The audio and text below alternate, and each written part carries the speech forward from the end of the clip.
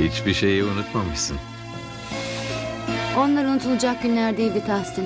O günleri, o şarkıları kim unutabilir? Bir dönemin yıldızı, Türkiye güzeli Sevtap Arman'ın dünyası tıpkı ilk filminin adı gibi şu an paramparça olmuş durumda.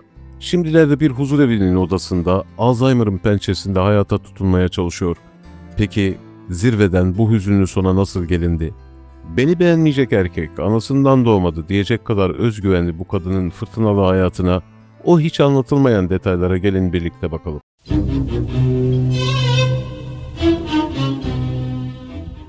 Aslında Sevtap Arman 2 Mart 1961 yılında İstanbul'da doğduğunda hayat ona kapılarını şanslı açmıştı.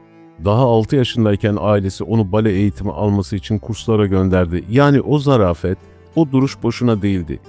Gençliği modada geçti. O günleri anlatırken beni fıstık diye çağırırlardı diyordu. Düşünsenize, sofrasında Barış Manço, Edip Akbayram. Çevresindekiler, kızım git bir güzellik yarışmasına katıl, dünyaya mı açılıyorsun, ne yapacaksan yap diye baskı yapınca 1981 yılında Vizyon dergisinin yarışmasına girdi. 8.000 kişi arasından birinci seçildiğinde sinemanın kapıları onun için sadece aralanmadı, ardına kadar açıldı. Ama bu güzellik ona her zaman mutluluk getirmedi. Güzelliğim özel hayatımda hep dezavantaj oldu, hep çok kıskanıldım diyordu. Yüzüne karşı kusura bakma fazla güzelsin, seninle arkadaş olamayız diyen kadınlar bile vardı. Fakat o bu durumdan hiç şikayetçi değildi. O meşhur özgüveniyle beni beğenmeyecek, benimle birlikte olmak istemeyecek erkek, anasının karnından doğmadı diyerek meydan okuyordu. Tabii onu asıl unutulmaz kılan, Türkiye'nin magazin tarihine kazınan o meşhur lakabıydı, Bayan Popo. İlginçtir ki bu lakabı ona erkekler değil, mankenlik yaptığı dönemde onu izlemeye gelen kadınlar takmıştı. Ay ne güzel poponuz var deyip yanına gelip çimdik atmak isterlermiş. Gazeteciler de bunu dillerine dolayınca adı Bayan Popo olarak kaldı. Sevtap Hanımsa bu lakaptan hiç rahatsız olmazdı. Çerkezim ben, ince bel, uzun bacak, güzel popo bizde genetiktir derdi. Hatta günümüzün ikonu Kim Kardashian'ın poposunu bile beğenmezdi. Onunki anormal, doğal olduğunu sanmıyorum. Benimki küçük yuvarlak bir top gibi, en güzeli hala benimki diyerek farkını koyardı. Sinema kariyeri ise 1985 yılında Halit Refik'in yönettiği Tarık Akan'la başrolleri oynadığı Paramparça filmiyle başladı.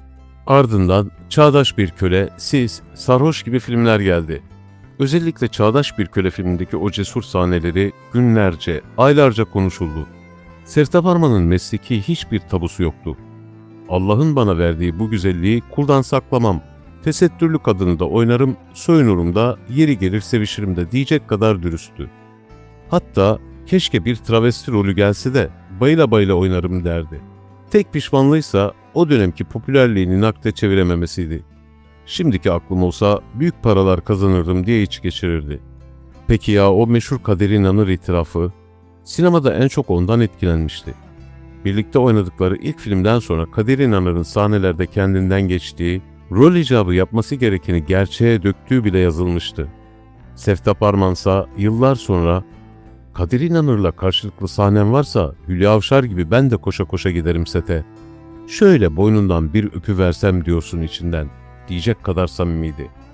Özel hayatına gelirsek sadece bir kez evlendi. O da henüz 17 yaşındayken matbaacı Fahrettin Hamdi Uzunkaya'yla. Evlilikleri 4 yıl sürdü ama ilişkileri tam 26 yıl devam etti. Bir daha asla nikah masasına oturmadı. Evliliğe karşıyım, gereksiz bir kurum, aşkın büyüsünü bozuyor diyordu.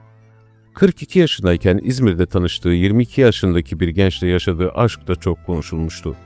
O kadar sevdi ki beni, onun sevgisine vuruldum dese de gerçekçiydi. 30 yaşında bir erkek kendinden büyük bir kadınla ancak gönüllü eğlendirmek için birlikte olur diyordu. Ancak 2001 yılında öyle bir iddiayla gündeme geldi ki yer yerinden oynadı. Bir hayranım bana tecavüz etti dedi. Alper Kuyumcu isimli bir şahsın kendisini ev satma bahanesiyle kandırıp eve kapattığını, silahla tehdit ettiğini iddia etti. O dönem bu olayın yeni çıkan albümü için bir reklam olduğu bile söylenmişti. İlerleyen günlerde tecavüz vardı ama aşk da vardı demesi ise kafaları iyice karıştırdı, skandal bambaşka bir boyuta taşındı. Yıllar geçti, o ışıltılı hayat yerini sessizliğe bıraktı. Herkes onun Kadıköy'deki çanta mağazasıyla ilgilendiğini sanıyordu ama acı gerçek başkaydı. Annesinin ölümüyle büyük bir ruhsal çöküntü yaşayan Seftap Arman, Alzheimer'ın pençesine düştü. Ablası tarafından yatırıldığı bir huzurevinde şimdi o eski filmlerinden bile habersiz bir şekilde yaşıyor. Yeşilçam'dan bir Seftap Arman geçti.